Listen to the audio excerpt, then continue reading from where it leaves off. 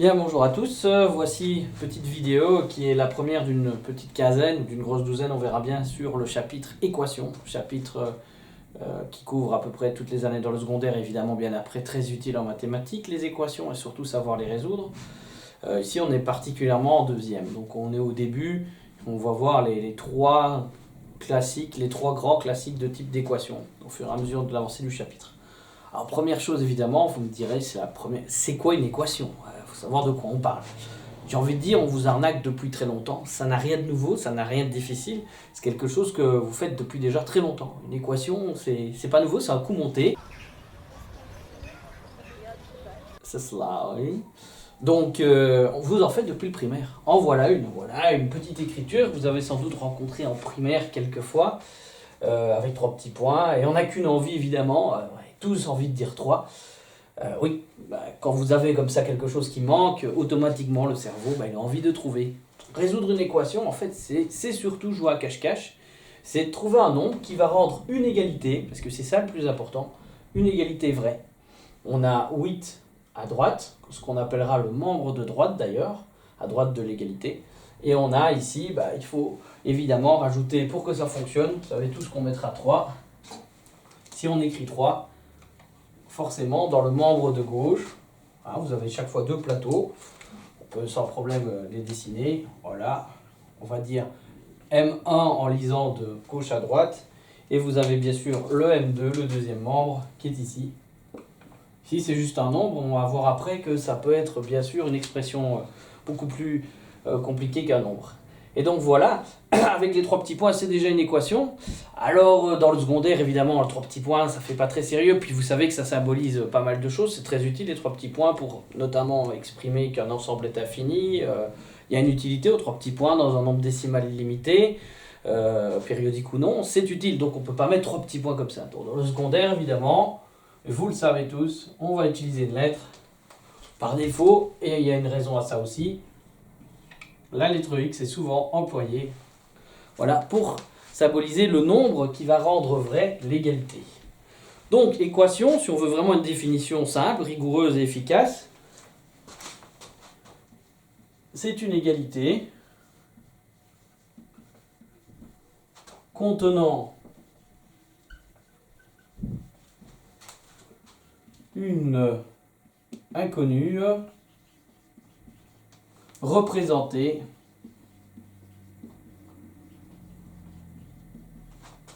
par une lettre. Faut que je m'y remette, on voit pas que ça fait un petit temps que je n'ai pas écrit au tableau, ça va revenir assez vite. Donc dans les mots-clés, pour ceux qui font des cartes mentales ou des synthèses, bien sûr, le premier c'est égalité.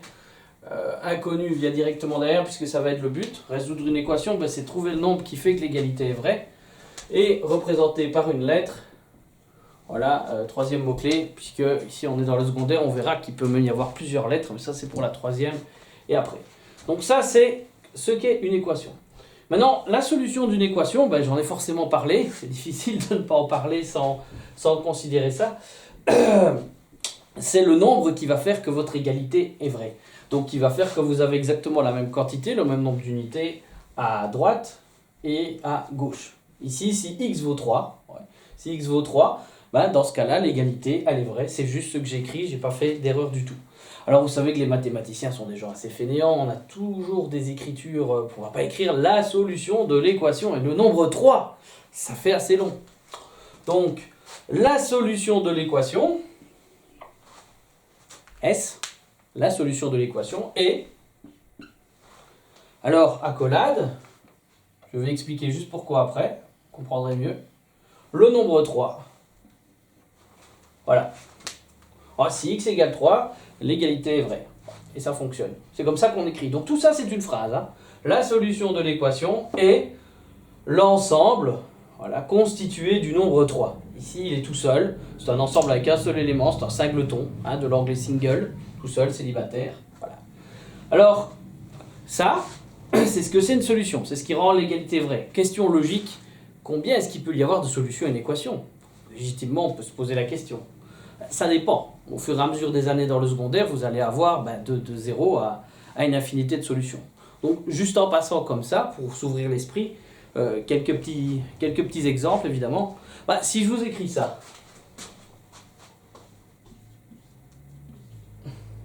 0 fois x, j'espère que vous voyez le fois, mais c'est pas nécessaire, c'est égal à 8. Je vous défie de me trouver un nombre, que vous pouvez évidemment écrire à la place de x, qui va fonctionner. Puisque 0x égale 8, on l'a vu en première année, le 0 dans la multiplication est absorbant, vous multipliez par 0, il reste rien du tout. Donc à gauche, dans tous les cas, votre fameux membre 1, là, celui-là, le M1, il vaudra toujours 0. Et donc comme vous avez à gauche quelque chose qui vaut 0 et qu'à droite, bah, ça vaudra toujours 8, forcément, c'est l'énoncé, bah, vous avez quelque chose qui ne peut pas fonctionner. C'est une équation qui est impossible. Et donc ici, il n'y a carrément pas de solution. Donc ici, on écrira pour celle-ci que solution égale le vide. Il n'y en a pas. Alors évidemment, ici on a une équation avec aucune solution. Il y a des équations avec des solutions, heureusement, jusqu'à l'infini. Hein. Donc si on prend celle qu'on va étudier, nous, principalement en deuxième, vous avez par exemple, si je vais sortir un classique, 2x égale 9 moins x, par exemple. Hein. Voilà. Alors on apprendra à les résoudre après, évidemment, dans les autres vidéos. Si vous remplacez x par 3, 2 fois 3, on va le faire en dessous, vaut 6, et 9 moins 3 vaut aussi 6. Et il n'y a aucune autre solution, vous pouvez essayer tous les autres nombres, vous n'aurez chaque fois qu'une solution possible à cette équation-ci. Donc ici on écrira que la solution de l'équation, c'est le nombre 3. Alors je ne fais pas une fixette sur le nombre 3, hein, bien sûr. Alors, est-ce qu'il y a des équations qui peuvent avoir plusieurs solutions? J'en ai parlé il y a 2 minutes. Vous prenez un grand classique, celle-là.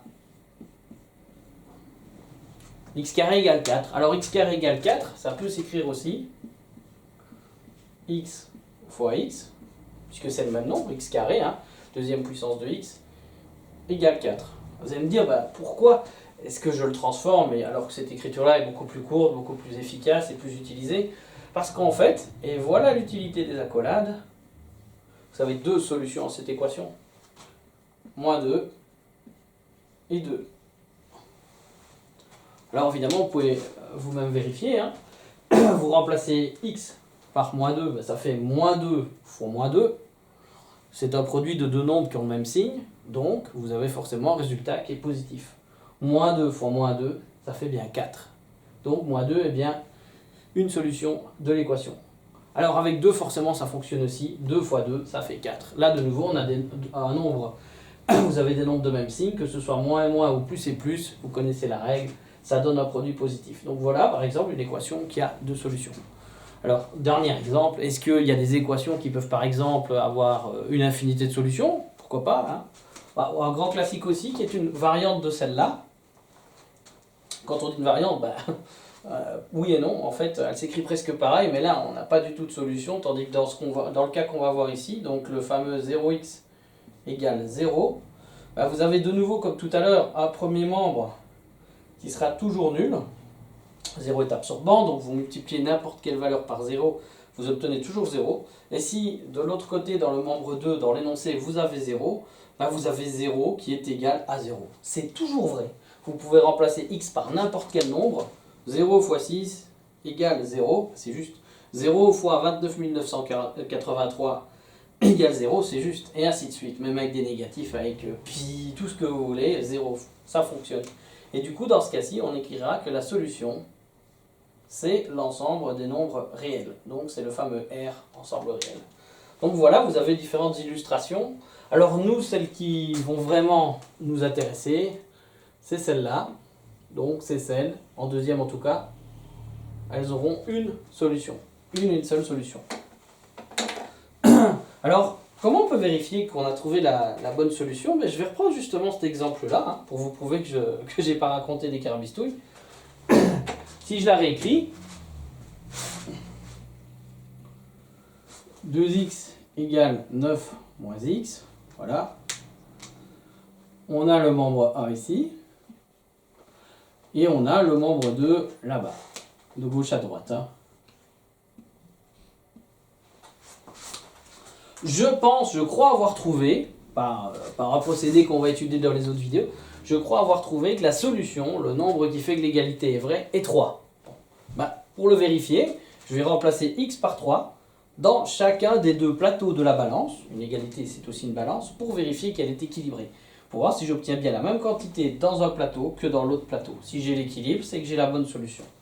Donc, à la place de x qui est là, donc qui est ici, je vais écrire 3. Du coup, mon membre de gauche, mon membre 1, si vous préférez, c'est 2 fois 3. Sa valeur, c'est 6. Je vais faire pareil dans l'autre membre, pour vérifier si l'autre plateau, quand je remplace x par 3, puisque je crois que c'est la bonne solution, bah, pèse, enfin, à la même valeur. Donc, 9, moins, à la place de x, qui est ici, j'écris ce que je crois être la bonne solution, 3. Et j'obtiens comme membre de gauche, de droite, pardon, tant pour moi, j'obtiens 6 aussi. Donc j'ai la même valeur. Si x vaut 3, les deux membres ont la même valeur. Ça veut dire que j'ai trouvé la bonne solution à l'équation. C'est égal. Donc je peux écrire, sans souci, la solution de l'équation est le nombre 3. Voilà, c'est un hommage au nombre 3, vous avez remarqué, c'est pas voulu dans cette petite vidéo. Donc voilà ce que c'est une équation, comment ça fonctionne, enfin comment ça fonctionne on va apprendre à les résoudre après, mais comment on peut vérifier surtout que le nombre qu'on a trouvé est le bon, et celui qui rend cette égalité vraie. Voilà. Merci d'avoir visionné, et si vous aimez bien, si ça vous est utile, n'hésitez pas à mettre un petit pouce bleu. Merci, au revoir.